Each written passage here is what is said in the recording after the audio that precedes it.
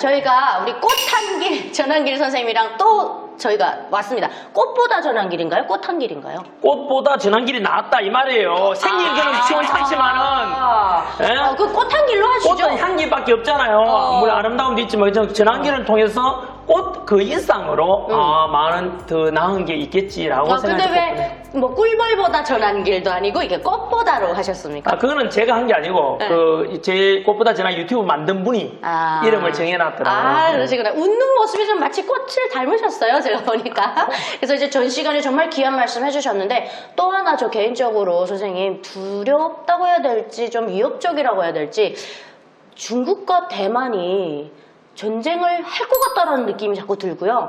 또 하나는 이제 대선이 있지 않습니까? 트럼프 대통령이 되면 그렇죠. 주한미군 줄이겠다, 예, 뭐 예. 방위비를 올리겠다. 너네 핵가지고 싶으면 핵 가져, 막 이런 식으로 나오잖아요. 그럼 그거에 대비해서 우리는 어떻게 외교 전략을 펼쳐야 될지. 제가 참 쉽지 않은 답변이죠. 네. 뉴스에도 많이 나오고. 그리고 사실은 이 방송을 통해서, 아마 이 방송 보는 분들은 그래도 유나 씨 통해서 국제 정세, 북한 정세 이런 걸 통해서 듣잖아요. 좀 그래서 제가 수준 높다고, 맞아요. 관심 많으신 분들입니다. 봤는데 우리가 청년들 같은 경우 요즘 정치에 별로 관심이 없어요. 네. 워낙 실망스러운 정치하는 놈들이 많아가지고, 네. 그 실제로 청년들이 자꾸 이제 정치에, 그런데 실제로 우리가 청년들이 앞으로 어떻게 더 잘 살게 만들겠지, 그건 다 정치에서 결정되거든요. 예산이 투입되고 하는 건 다 정치 문제에 관심 가졌으면 좋겠고, 이 문제 마찬가지예요. 역시, 지금 중국과 대만의 전쟁, 미국 대선, 바이든이 될 것이냐, 트럼프가 당선되면 어떤 일이 발생할 것인가, 많은 국민들이 관심을 가져야 되고, 영향을 너무 많이 받아요, 그게. 네, 맞습니다. 실제로 6.25 전쟁이 일어난 것도 미국과 소련의 어떤 이런 영향을 다 받거든요. 우리 한반도가 옛날부터 그랬어요. 네. 국제정세가, 예를 들면, 명나라가 찌그러지고 후금, 여진족이 등장하면서 두 번의 호란을 맞이해요.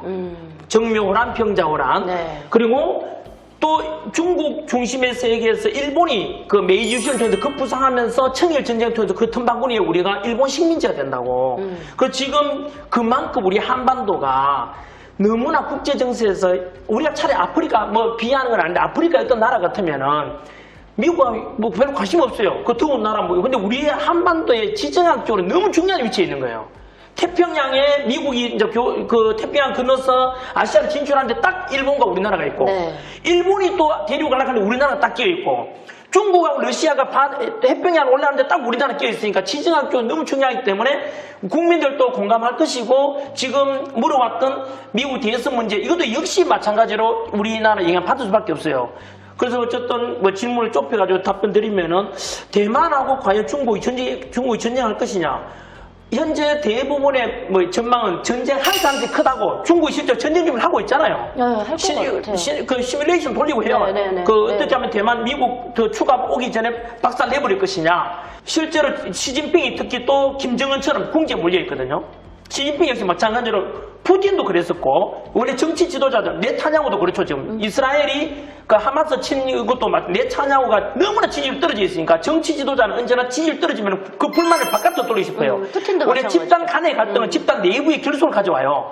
쉽게 말하면 우리 가정으로도 적용할 수 있는데, 혹시나 이걸 가지고 가정적으로 하면 또 이야기 딴 쪽으로 가는 것 같은데, 네. 혹시나 남친 여친 사이 안 좋거나 부부간 사이 안 좋으면 여행을 떠나야 돼요. 여행 가면 어떤 거 하면, 평상시에는 아내와 남편 주변에 친구들이 바글바글 하다가 둘이 가족 여행을 가버리면 가족만 남잖아요. 그러면 서로가 서로를 지켜줘야 되는 거야. 그러면은 서로가 더 결속을 강화하거든요. 또 예를 들면 또 이런 경우 사례 들어볼게요. 부부가 막 싸우고 있어. 근데 갑자기 강도가 들어왔어. 그럼 어떻게 돼요? 그래도 부부가 힘을 합쳐서 강도 새끼 몰아내야 될 거 아니야. 일단 그때 그러면 집단 간의 갈등, 집단 내부의 결속을 가져와요. 그렇기 때문에 정치 지도자들은 언제나 지지율이 떨어지면 전쟁을 하고 싶어요. 일부러 혼란을 만들어버리는 우리 거예요. 일본이 일제강점기 때 우리 식민이 됐고, 일본 안에서 대공황 영향으로 굉장히 경기가 안 좋게 되자 일본 안에서 만주사변 쳐들어가 중일전쟁 일으켜. 그 이유는 간단해요. 일본 내에서 지지율이 낮으니까 전쟁을 일으키면서 강화 내부 결속을 하려고 하는 거예요. 지금 그래서 그걸 안다면은 시진핑이 전쟁할 수밖에 없는 상황으로 가고 있다고. 왜냐하면 중국 부동산 경기 너무나 안 좋잖아 지금요. 중국도 지금 무너지기 직전인데 겨우 독재를 통해서 지금 정부 통제하고 강제로 지금 하고 있기 때문에 이게 무너질 무렵이면 어떻게 할겠죠. 시진핑은 내가 시진핑이라면 대만을 해야죠. 칠 것 같아요. 해야죠. 어쩔 수 없이. 네. 명분 있잖아요. 하나의 중국 만들겠다 하고 이제 다만 그걸 위해서는 이제 또 대만만 있으면 진짜 전쟁이 났겠지만 미국이 대만을 지켜주고 있고 일본하고 공동 이렇게 하니까 이 중국은 어떤 이제 시뮬레이션 돌려가지고 단기전으로 끝내려고 할 거야 아마. 그래서 다만 이제 TSMC라고 있잖아요. 또 네, 대만 네. 그 반도체 네. 그 걔네들이 계획이 엎어지면 세계 경제가 다 스톱된다 하더라고요. 네, 네, 그만큼 중국이 공공의 적이 돼버린 그러면. 그래서 중국은 그것도 의식하고 있어요. 그래서 저는 전쟁이 날 가능성은 올해보다는 올해는 좀 적어요. 아직 준비 덜 됐다고 생각하고 내년 올해보다는 내년, 내년보다는 후내년 그때쯤이 더 강할 거라고 보고 미 대선의 영향을 또 받을 것 같아요. 우리는 어떻게 외교 지금 트럼프가 만약에 되면 이거 뭐 방위비도 그렇고 미군 철수 축소하겠다 막 이렇게 나오는데 핵을 우리나라도 가져야 되지 않을까요 그러면? 예전에 우리가 박정희 정부 때 이런 일이 있었거든요. 카터 대통령이 네네. 그 박정희 대통령하고 있을 때 그때 미군 철수 이야기가 나오자 박정희가 뭐라 했냐면 철수해라. 대신에 우리도 핵 만든다 했어요.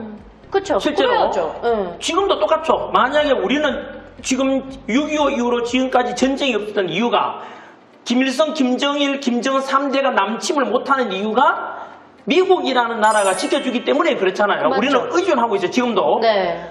그 이제 전쟁 억질이 강했잖아요.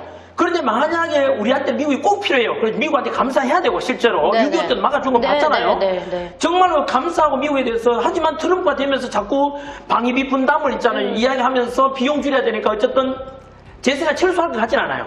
돈을 더 많이 받을 것 같죠. 분명히 그 외교 압박 수단으로 야 철수하는 거 협박하니까 야 방위비 좀 분담 더 해 했어 아마 제 생각에는 그 정도의 선에서 될 거라 보고 만약에 그럴 가능성이 적지만 미군 철수한다 치면 우리 어떻게 하겠어요? 바제크랭이 자꾸 안 됩니다. 아니면 할 수는 없잖아요. 네. 그러면 이제 박정희처럼 알았다 철수해라. 그럼 우리도 기술이 있다. 핵무기 개발해야죠.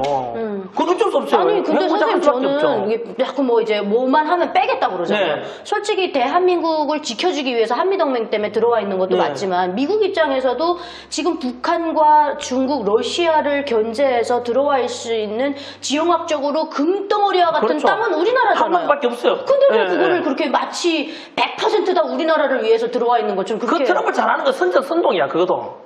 트럼프 나름대로 그게 약간의 그렇죠, 좀 억울합니다. 미국의 국민들, 네. 자국 국민들을 위해서 나는 이렇게 애를 쓰고 있다라는 걸 보여가 지 득표 수단으로 하는 거예요. 네, 그러면 이제 어쨌든 그것도 뭐 미 하원이나 이런 데서 당선되려고. 이제 그렇죠. 돼야 되는 거니까 그렇게 쉽지는 않을 것 같죠. 쉽지 않습니다. 예. 아, 근데 저는 걱정스러운 게 옛날에 로마가 망한 게 네. 그 영병을 사다 쓰다 보니까 아, 그렇죠, 그렇죠. 그런 거예요. 내부에서 문제시죠. 그럼 우리나라 상황이 좀 그런 상황이 뭐 100%는 아니지만 그만 말씀드린 그건 저는 지금 당장에 너무 걱정할 문제는 아니라고 봐요. 이거 주제는. 왜냐하면 아까 말했던 그럴 가능성이 적다. 중앙비 네. 왜 미국도 필요하니까. 사드 배치해놨잖아요 지금요. 중국 네. 견제하려고 한 번밖에 없어요. 그냥 외교 압박순으로 하는구나. 그냥 트럼프가 당선되기 위해서 그냥 정치적으로 하는 표현이구나. 이 정도 이해하면 될 것 같고요. 그리고 지금 이렇게 정치가 쭉 돌아가는 걸 보면 네. 선생님 막 세계 3차 대전이 일어나고 그러지는 않을까요? 이 북한이 막 좀 막 김정은 지금 진짜 긍지에 몰리다 보니까 이렇게 고양이를 무는 식으로 제가 지난달에 네. 그 우리나라 군부대 강연을 두 군데 갔거든요. 그 사단장님 두 분을 제가 만나 뵙고 물론 그분이 다 또 저에 대해서 굉장히 그 지지하고 영상을 많이 보신다면서 근데 그분 그 사단장님하고 저하고 똑같은 생각이 있어요. 뭐냐 하면은 지금 대한민국 국민들 우리가 당연하다고 생각하잖아. 당연하다고 생각 중에 원래는 당연한 게 하나도 없어요. 아, 그렇죠. 지금 우리가 평화롭게 생업에 종사하는 이유는 바로 국군 장병들이 지켜주기 때문에 맞습니다. 지금의 전쟁이 막아서 이렇게 생업이 보장되는 거고 우리가 밤거리를 다니주는 거는 당연한 게 아니라 경찰들이 있다는 지켜주기 때문에 우리가 다니기 때문에 언제나 그때 감사해야 되고 근데 문제는 뭐냐 하면은 지금 여의도에 북한 폭탄이 내일 떨어져도 이상하지 않을 만큼 전쟁 가능성이 커졌어요. 네. 아까 말했는데 국지전이 이렇게 됐다고 했잖아요. 근데 그때 되면 이미 늦단 말이야. 미국이 딴 데 신경 쓰고 있고 이제 남한에 지금 신경 쓸 겨를이 없다. 두 번째 미국 러시아 전쟁 치고 있고 이렇기 때문에 북한이 남침하더라 미국이 그죠?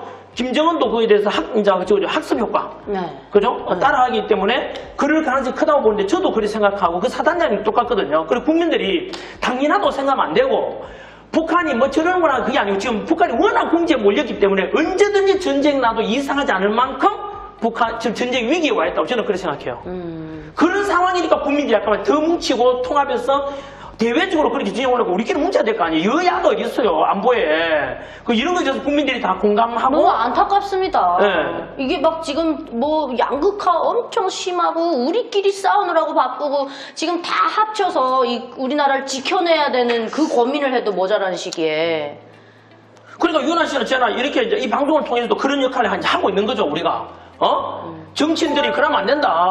우리가 정치 지도자들이 국민 걱정해야 되는데 국민들이 거꾸로 정치 지도 걱정한다고 맞아요. 지금 우리나라 맞아요. 정치가 지금 삼류가 삼류.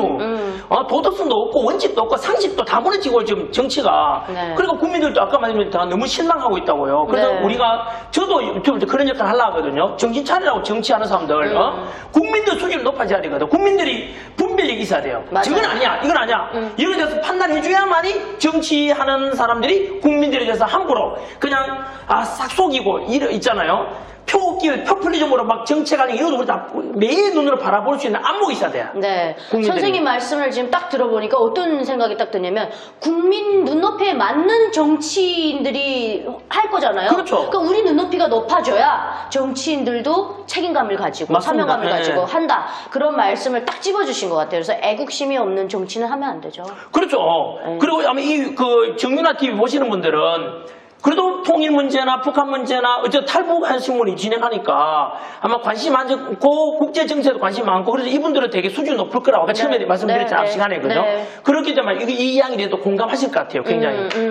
그래서 우리가 힘을 합쳐야 됩니다, 여러분. 이 편가르기하고 막 포퓰리즘에 막 색깔 뭐 이거 양극화 이런데 우리는 휘둘리지 말고 진짜 나라를 위한 생각을 분별력이 있어야 돼요. 우리가 협력을 해서 대한민국을 지켜내야 된다. 오늘 너무 귀한 말씀 해주셨죠. 전환길 선생님 뭐 꽃보다 전환길 하는 이유가 있었던 것 같아요. 이렇게 그냥 뭐죠 볼이 쏘듯이 그냥. 근데 정윤아 네. TV가 더 강해져야 돼요. 구독자도 지금 몇 만이죠? 지금 이제 20만 아마 20만. 지금 출연해 주시면 20만 금방 갈 것 같아요. 네. 20만이 아니라 200만이 돼야 돼요. 그러면 알겠습니다. 20만이고 50만, 100만, 2만 돼가지고 이 방송이 국민들에게 또 있잖아요. 그 영향력을 많이 미칠 수 있잖아요. 네. 그러면 정치하는 사람들 이 방송에 국민들에게 다 공감이 형성되면 정책이 결정돼요. 제가 예를 들면은 제가 작년에 우리 공무원 월급을 제가 올려요. 오, 네? 정말요? 작년 12월 달에 어떤 일이 있었냐면 제가 그때 제가 어떤 수험생 만나러 가는 그 자리에서 엄청나게 분노에 차인 제가 쓴소리를 했어요. 왜냐하면 그 며칠 전에 제 제자 중에 근무하는 데서 공무원이 민원인 갑질 때문에 극단적 선택을 했어요. 그래가지고 제가 이만큼 분노가 차 있는 상태에서 제가 그때 코멘트를 했거든요. 그때 욕을 해요, 실제로.